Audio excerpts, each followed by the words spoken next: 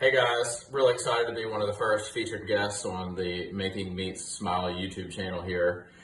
Today I just thought I would walk you through a really simple whole chicken recipe that's become one of my very favorites. This is what I call a spatchcocked chicken, and it's actually a beer brine chicken. So what I'm going to show you first is this chicken has actually been soaking for the past 24 hours in a special beer brine. If you can zoom in here. Just coming out of the refrigerator, we've had the breast down in a mixture of 8 cups of water, 1 cup of brown sugar. I really like to use brown sugar because it has kind of a good molasses content to it. There's a 1/4 cup of kosher salt and a little bit of garlic powder in there. In addition to that, there are 2 beers in there. I think I used Sam Adams this time. Really, the best kind of beer for this type of brine is just whatever you have in the refrigerator that's probably the least expensive. So the going really expensive on the beer front is probably not the right way to go. But anyways, that's been soaking for about 24 hours. Next thing we do in the process is we're going to take the chicken out of the brine here, and we're going to do the spatchcocking process. I'm going to walk you through how we do the spatchcocking process for the chicken. Right now, we just have an entire whole chicken. The most important thing for this is you just need a good pair of kitchen shears. What you're going to do is you're going to lay the chicken flat on its breast here on a pan, and you can feel the spine here going down the back of the chicken. What you're going to do is you're just going to take your chicken shears and slice down on each side of the spine. It takes a little bit of force here. So that's one side, and then you just go on the other side of the spine, and you have a little tailbone there, and then you just cut that side out.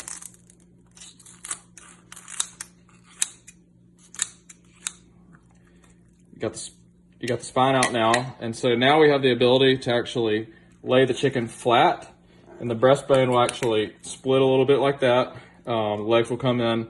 Chicken ends up laying flat like that. It will cook a lot faster than if you just had it roasting whole. Okay, now that we've got our chicken spatchcocked, next thing we do is season it up before we put it on the egg.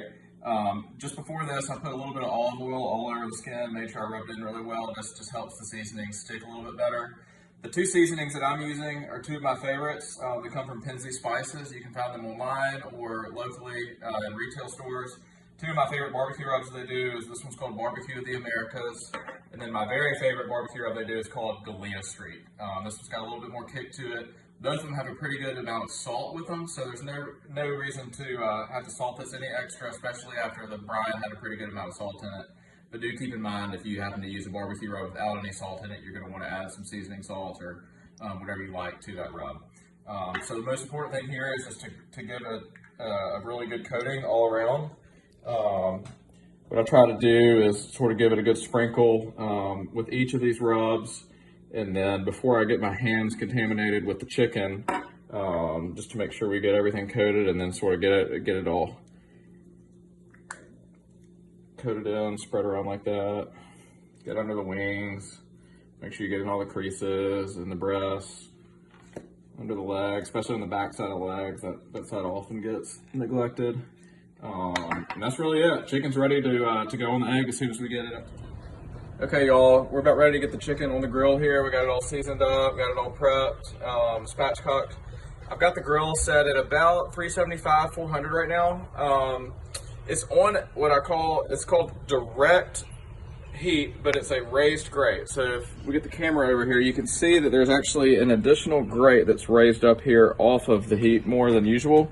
You can do this with the original grate also if you just use like a brick or 2, or you need more than 1 brick, but 2 or 3 bricks, you can set it between the fire ring and the actual grate, achieve the same thing. I just happen to have this raised grate that just clips into the pre-existing grate.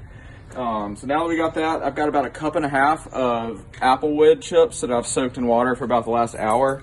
That's what you're seeing that good, delicious smoke come from. Get that chicken, excuse me. Get that chicken in there. I like to roll it where the thighs and the legs are actually on the interior, rolled to the inside like that. We're actually not going to touch this chicken until it's ready to come off. Okay guys, as you can see, we're rolling at about 375 right now. That's some of that nice applewood smoke coming out the top there. I think the cook time, this is about a 5-pound chicken. Cook time probably about an hour-ish. I'll come out in about 45 minutes and start checking it with the meat thermometer every few minutes, and just have a goal of keeping that temperature between 375 and 400. All right, guys, we've been going here between 375 and 400 degrees for about an hour now. We have a little bit of shrinkage here on the skin, on the legs. That's okay. That just sort of happens when you cook this hot, this quickly. But chicken is ready to pull. The thighs are at about 185, and the breast is not USDA approved, but I'm a big fan of pulling the breast when it is about 150 degrees, especially after a cook that this hot. It's going to continue to rise in temperature as we let it rest, so this baby is ready to pull off. Okay, guys, we got this chicken inside, pulled it off the grill at about 150 degrees, let it rest for about 15 minutes. You can see the juice here that's dripped out in the last 15 minutes. I think a lot of that's from the brine, just the chicken absorbs so much moisture. You can see how beautiful that breast looks. That's just perfectly cooked. Everything's very well done. And then a really pretty, just really beautiful crust there.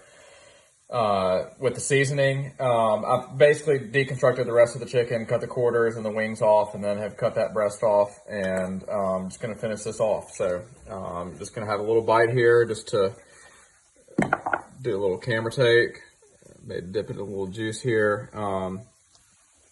Which is absolutely incredible. I'm usually a huge dark meat fan, but this is absolutely my very favorite way to have white meat, and just an awesome, easy 1 hour cook on the big green egg. Takes a little bit of effort ahead of time, but otherwise just an incredible meal. So hope you all enjoy and look forward to seeing you next time. Bye.